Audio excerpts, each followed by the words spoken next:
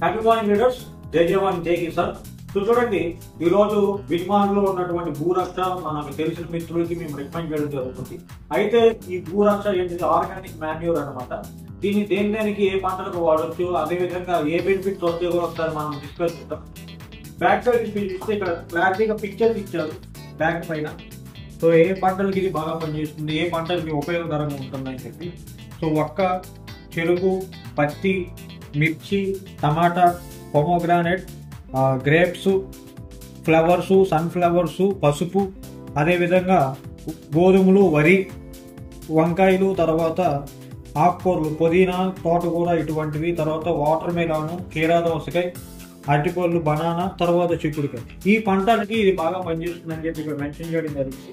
అంతేకాకుండా ఇప్పటికి చూసుకుంటే కనుక మనకి ప్యాకెట్ మీద మెన్షన్ చేశారు ఈ బెనిఫిట్, భూరక్ష యొక్క బెనిఫిట్స్ అని చెప్పి. నేల నిర్మాణాన్ని మెరుగుపరుస్తుంది, పోషకాల లభ్యత మరియు తీసుకోవడం మెరుగుపరుస్తుంది, మట్టిలో వివిధ కాలుష్య కారకాలు నిర్వీషీకరణ చేస్తుంది, హెర్బిసైడ్లు, పురుగు మందులు, భారీ లోహాలు మొదలైన వాటిని డీటాక్సిఫై చేస్తుంది అన్నమాట.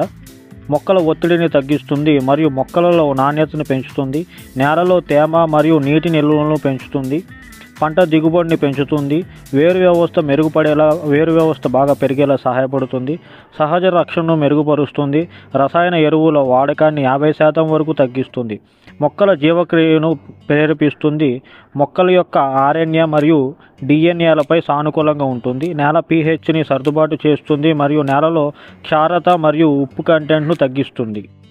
చూసారు కదా లీడర్స్, ఇవి ఈ భూరక్ష వల్ల కలిగేటువంటి ఉపయోగాలు, వాటి యొక్క దీని యొక్క బెనిఫిట్స్.